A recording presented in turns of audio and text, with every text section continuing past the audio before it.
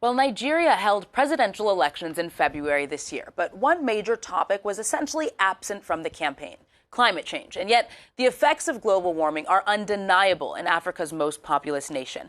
It has amongst the largest desertification rates in the world. Numerous of its low-lying cities are threatened by rising sea levels, and devastating floods in 2022 left at least 600 people dead and over 1 million displaced. With politicians slow to make climate action a priority, youth activists are stepping up to the plate. Now, my guest today, Adenike Oladosu, is one of them. She joins me now for Perspective. Adenike, thank you so much for joining us today. Thank you so very much. So tell us, how did your activism come about?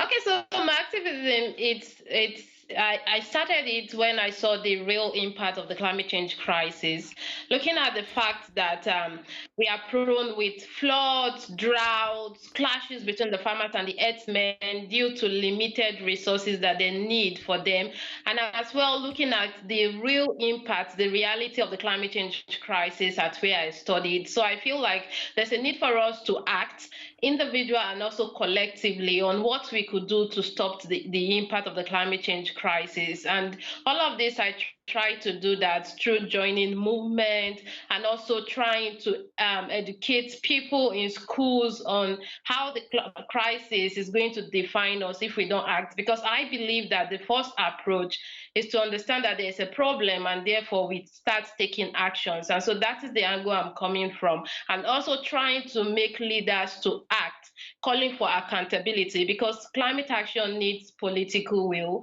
and at the same time needs accountability. Adenike, to piggyback off of what you said about political will, Nigeria, as I mentioned, just held elections. Was climate change at all a part of the campaigning? And is global warming more generally a priority for Nigerian voters? Yeah, it's during the campaign, it wasn't really at the central point or the rallying point for most political parties.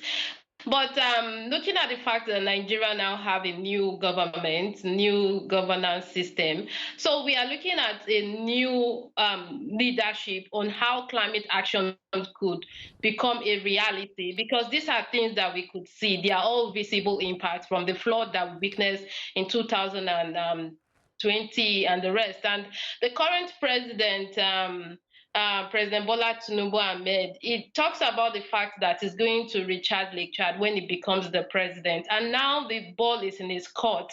We are expecting real reality of how these actions will be rolled out, looking at the fact that Nigeria have removed subsidy from the inauguration speech of the president.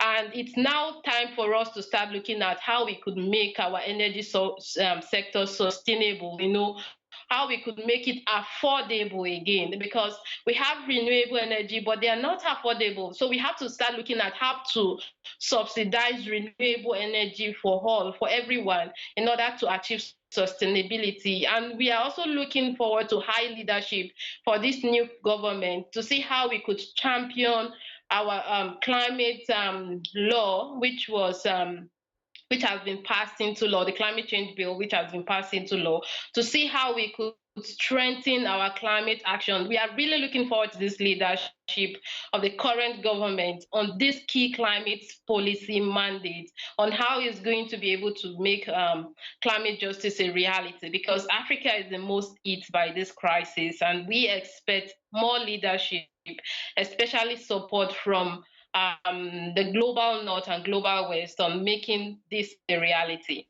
Now, you mentioned there the question of affordability for fuel, the scrapping of that subsidy, but that brings another question to mind, Adenike, which is that Nigeria is, of course, one of Africa's biggest, if not the biggest, oil producer, and its economy is still largely reliant on fossil fuels. In what ways do you see the government suggesting that it's ready to transition to more sustainable sources of energy, or even alternatives for propping up its economy? Okay, so very well. Nigeria has abundance of this sunshine. Like, we have that capacity if we want to grow renewable or solar plants. We have the capacity. I think we need to start thinking of diversification of our economy to phase out the fossil fuel or live gradually from the fossil fuel to other sustainable activities, because formerly agriculture was the mainstay of Nigeria's economy. So we have to start looking towards that point of agriculture, renewable investment in renewable and solar power plants in order to help communities, because there are some people that couldn't even take one meal in a day. So how did they get to afford solar that is so expensive for them to get? So we count mainly on this administration, what is really ready to give for the people in order for this transition to be possible, looking at the fact that there's now a removal of the subsidy in the petroleum sector. So we have to think of how do we make energy more efficient and affordable for the people in order to ease the burden of the crisis that might happen in the coming days. And so there's a lot that we need towards diversification. And it's going to it needs a lot of finances when we talk about climate finance to make this possible. And I think that is what I've always been talking about, climate finance. How do we make climate finance for vulnerable countries like Mali in order to transit away from fossil fuel into sustainable energy? Citizen awareness is also equally important. Without citizens bringing this attention to the minds of politicians, there's little hope that much will get done. So I'd like to ask what you think, Adenike. Do you think that Nigerians are at a point where they see the clear relationship between the climate catastrophes that they're confronted with and global warming? Yeah, due to our campaigns, I think Nigeria is becoming aware. The level of awareness is increasing.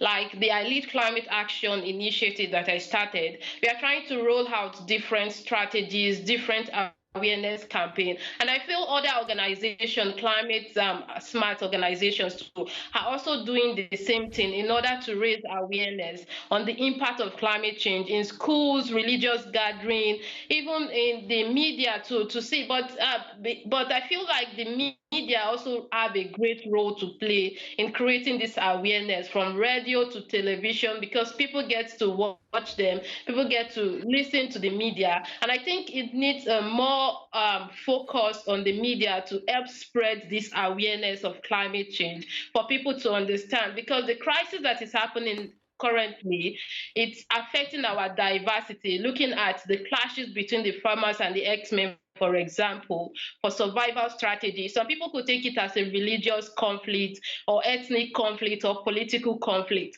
But if they get to understand the fact that these are all environmental induced problems, then we'll know where to start to solve the problem for. But if we don't understand the problem, we might take it as another issues that could affect solutions that might arrive in dealing with the impact of climate change. So I think it's still building up, at the stage of building up towards creating awareness for the people to understand these issues as it affects us or as it decimates us generally. Because when they see floods, they tend to, oh, where is this coming from? They wouldn't know that these are all global warming effects, because I've seen flood prone areas, and I've also been in those communities too, where people are not thinking about environmental impact of it. They are just looking at it as, oh, where is this coming from? So we have to further had different means of campaigning. So there's no one way. And I think my organization is doing that, and other movements too are trying to build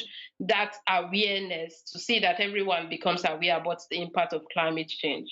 Well, thankfully, you and other colleagues, climate activists, are out there bringing awareness to the issue. Adenike Oladosu, thank you so much for joining us on the show today. That's all we have time for.